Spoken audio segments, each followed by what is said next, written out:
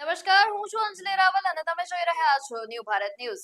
મુખ્ય સમાચાર તરફ આગળ વધીએ તો ગુજરાતમાં ગાજવીજ સાથે ભારે વરસાદની આગાહી કરાઈ છે. 11 રાજ્યોમાં 11 જિલ્લાઓમાં હવામાન વિભાગનું યેલો એલર્ટ છે, તો 40 થી 50 કિલોમીટર પવન ફૂંકાવાની શક્યતા છે. 11 જિલ્લાઓમાં યેલો એલર્ટ આપવામાં આવ્યું છે, તો 40 થી 50 કિલોમીટર પવન ફૂંકાવાની શક્યતા વ્યક્ત કરવામાં આવી રહી છે. ત્યારે ઉત્તર ગુજરાતના 6 જિલ્લાઓમાં યેલો એલર્ટ છે અને મધ્ય ગુજરાતના 4 જિલ્લાઓમાં એલર્ટ આપવામાં આવ્યું છે. વાવ-થરાદ સહિત જિલ્લાઓમાં વરસાદની શક્યતા છે, તો બનાસકાંઠા, પાટણ, મહેસાણામાં પણ વરસાદની આગાહી કરાઈ છે. 11 જિલ્લાઓમાં હવામાન વિભાગનું એલર્ટ આપવામાં આવ્યું છે, યેલો એલર્ટ જાહેર કરવામાં આવ્યું છે. ત્યારે 40 થી 50 કિલોમીટર પ્રતિ કલાકની ઝડપે પવન ફૂંકાશે અને ઉત્તર ગુજરાતના 6 જિલ્લાઓમાં યેલો એલર્ટ જાહેર કરવામાં આવ્યું છે. જી, આપણી સાથે જોડાઈ ગયા છે સહયોગી પલક ઠક્કર, અને જાણીએ કે અત્યારે વાતાવરણમાં શું પલટાવ આવવાનો છે આવનારા દિવસોમાં. અ, જી બિલકુલ અંજલિ કે જે બંગાળની ખાડીમાં જે સિસ્ટમ સર્જાવાને પગલે હવામાન વિભાગ દ્વારા એલર્ટ જાહેર કરવામાં આવ્યું છે, જેમાં રાજ્યમાં આગામી 24 કલાક દરમિયાન દક્ષિણ પશ્ચિમી પવનો ફૂંકાવાનું, તેની સાથે દક્ષિણ ગુજરાતમાં ભારે વરસાદની આગાહી કરવામાં આવી છે. તેની સાથે હજી સુધી વરસાદથી વંચિત રહેલા એવા સૌરાષ્ટ્ર અને કચ્છમાં પણ વરસાદની સંભાવના વ્યક્ત કરવામાં આવી છે. તેની સાથે મધ્ય અને ઉત્તર ગુજરાતમાં છૂટાછવાયા વરસાદની આગાહી કરવામાં આવી છે. જી પલક, કેટલા જિલ્લાઓમાં અત્યારે એલર્ટ્સ આપવામાં આવ્યા છે?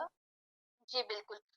સૌથી પહેલા જો આપણે વાત કરીએ દક્ષિણ ગુજરાતની, તો દક્ષિણ ગુજરાતમાં સુરત થી લઈને ડાંગ, તાપી, નવસારી, વલસાડ, દમણ, દાદરા નગર હવેલીના કેટલાક વિસ્તારમાં મધ્યમથી ભારે વરસાદની આગાહી કરવામાં આવી છે. જ્યારે ઉત્તર ગુજરાતના આપણે જિલ્લાઓની વાત કરીએ તો બનાસકાંઠા, પાટણ, મહેસાણા, સાબરકાંઠા, ગાંધીનગરમાં પણ ગાજવીજ સાથે વરસાદની આગાહી કરવામાં આવી છે. તેની સાથે અમદાવાદ, આણંદ, પંચમહાલમાં છૂટાછવાયા વરસાદની આગાહી કરવામાં આવી છે. જ્યારે સૌથી ઓછો જે વરસાદ પડ્યો છે એવા જિલ્લાઓ આપણે વાત કરીએ તો કચ્છ અને સૌરાષ્ટ્ર, તો એમાં રાજકોટ, જામનગર, ભાવનગર, અમરેલી, જુનાગઢ, દ્વારકા, મોરબીમાં પણ છૂટાછવાયા વરસાદની આગાહી કરવામાં આવી છે. જી પલક, અને આવનારા કેટલા દિવસોમાં વરસાદ ખાબકવાની શક્યતા છે? જી. અત્યારે જે છે, જે બંગાળની ખાડીમાં જે સિસ્ટમ સક્રિય થઈ છે તેને લઈને આગામી જે 24 કલાક છે તે દક્ષિણ ગુજરાત માટે તેમાં વરસાદની આગાહી કરવામાં આવી છે. તેની સાથે જ હવે જે 15 ઓગસ્ટ સુધી જે છે એ દરેક અલગ અલગ જિલ્લાઓમાં છે છૂટાછવાયા વરસાદની, તેની સાથે જ મધ્યમથી ભારે વરસાદની જે છે આગાહી હવામાન વિભાગ દ્વારા કરવામાં આવી છે. જી પલક, આ હતા સંવાદદાતા પલક ઠક્કર આપણી સાથે. આપનો ખૂબ ખૂબ આભાર, આપે દર્શક મિત્રોને જાણકારી આપી. સુરેન્દ્રનગરથી સમાચાર સામે આવ્યા છે કે નગરા ગામે દુર્ઘટના સર્જાઈ છે અને વોકળામાં ડૂબી જતા 4 યુવકોના મૃત્યુ નિપજ્યા છે. નાહવા ગયેલા યુવકો ઊંડા પાણીમાં ગરકાવ થયા છે. ત્યારે આ સુરેન્દ્રનગરથી સમાચાર સામે આવ્યા છે, જ્યાં વોકળામાં ડૂબી જતા 4 યુવકોના મૃત્યુ નિપજ્યા છે અને નાહવા ગયેલા યુવકો ઊંડા પાણીમાં ગરકાવ થયા છે.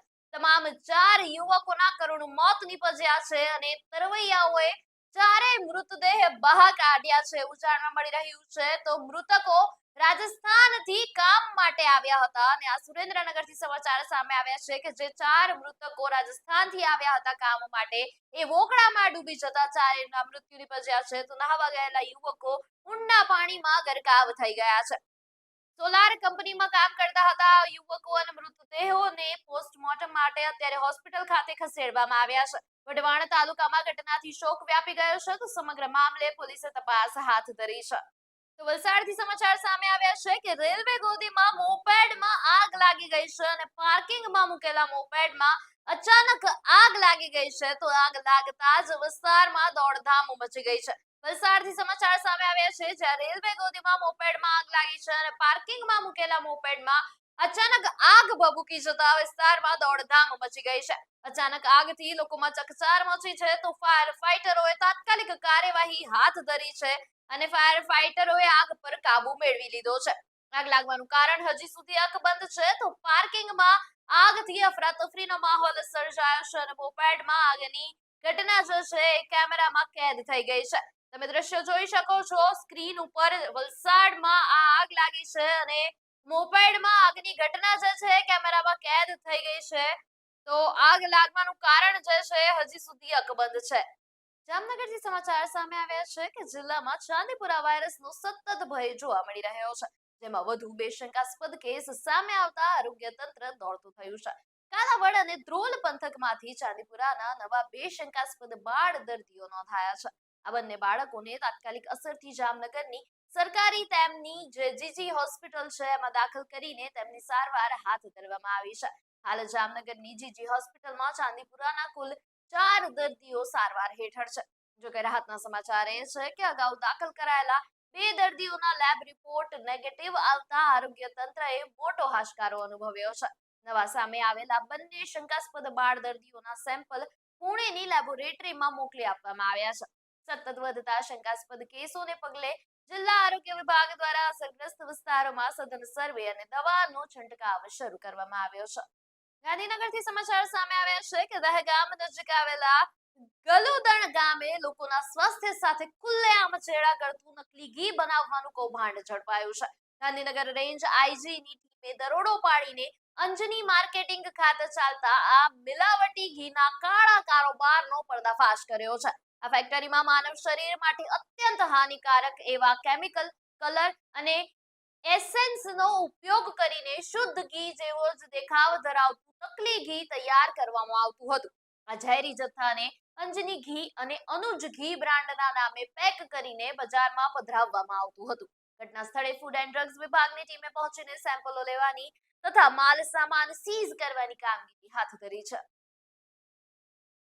ગાંધીનગર રેન્જ ડીઆઈજી વિરેન્દ્ર યાદવ સરની બાતમી અને સૂચના મુજબ ગાંધીનગરના ગલુદન ગામમાં રેન્જની ટીમના સાથે local police, food and drugs અને એફએસએલ ટીમની મદદ સાથે અહીંયા ગામમાં કુલ મળીને 3 ગેરકાયદેસર ઘી બનાવવાની મેન્યુફેક્ચરિંગ યુનિટમાં રેડ પાડવામાં આવી છે.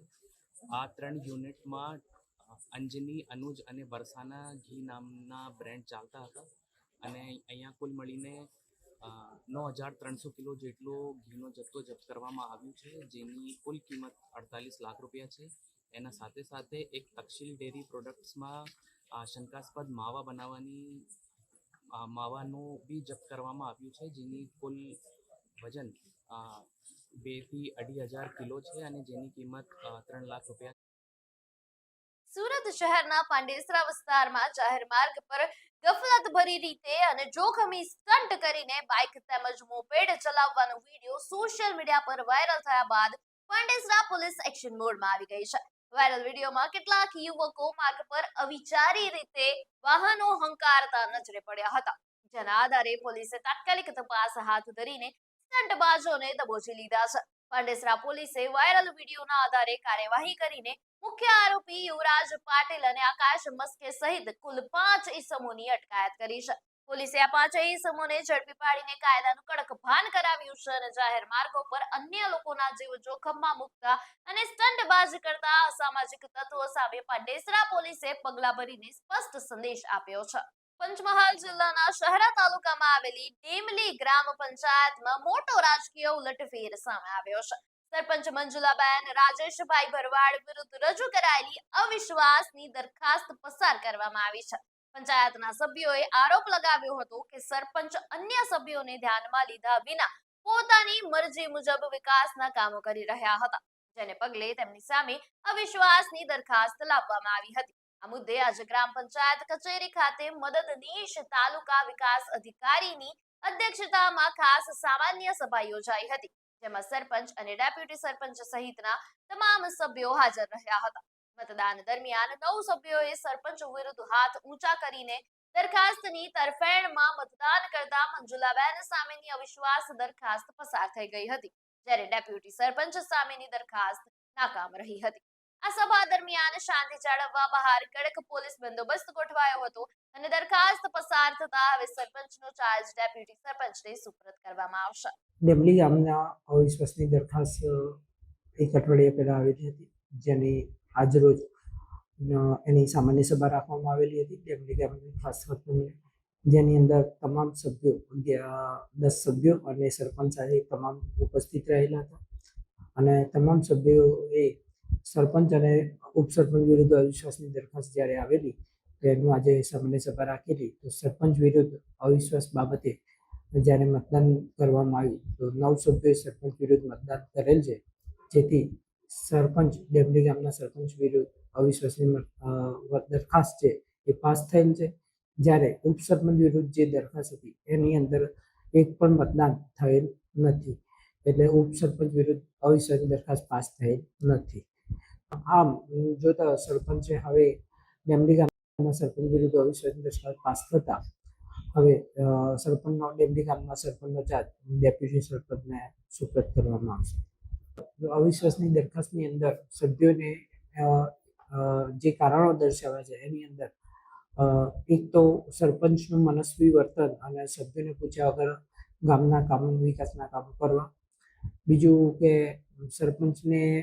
સરપંચને તમામ સભ્યો સાથે સાથે રાખ્યા વગર અને સરપંચે પોતાના મરજી મુજબ કામો કર્યા હોય એવું સભ્યોની રજૂઆત હતી.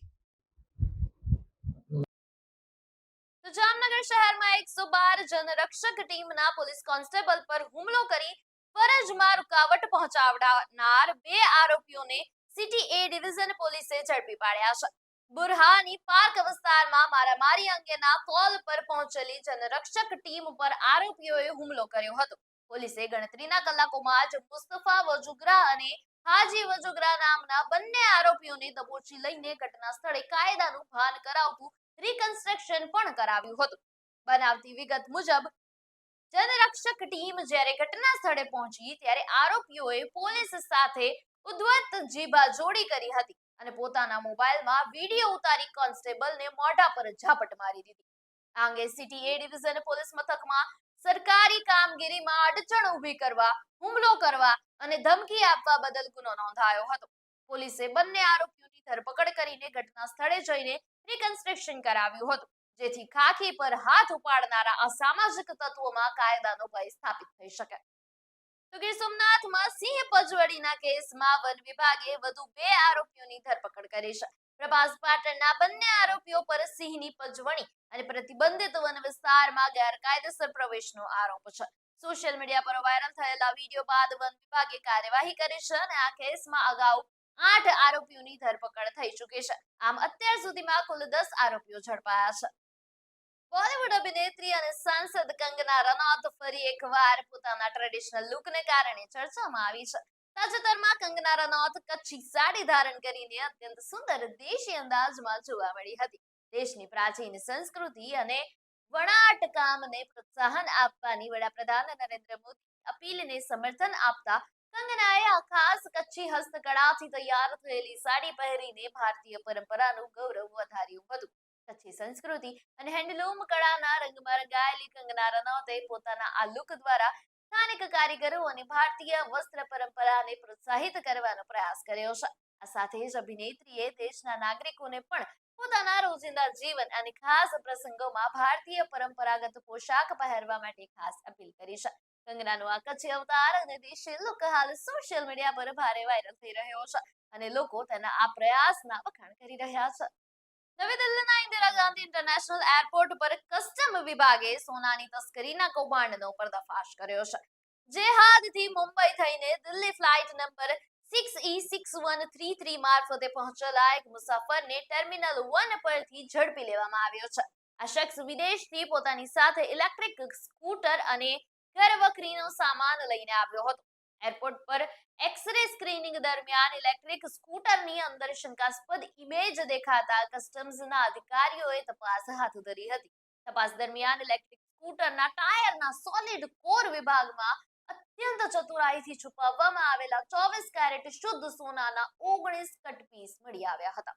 કસ્ટમ્સે કુલ 869.5 ગ્રામ સોનું જપ્ત કરીને આંતરરાષ્ટ્રીય સ્તરે સોનાની તસ્કરી કરતા મુસાફર સામે કાયદેસરનો ગુનો નોંધી આગળની તપાસ હાથ ધરી. સમાચારમાં હાલ માટે બસ આટલું જ. વધુ સમાચાર માટે જોડાયેલા રહો ભારત ન્યૂઝ સાથે. નમસ્કાર.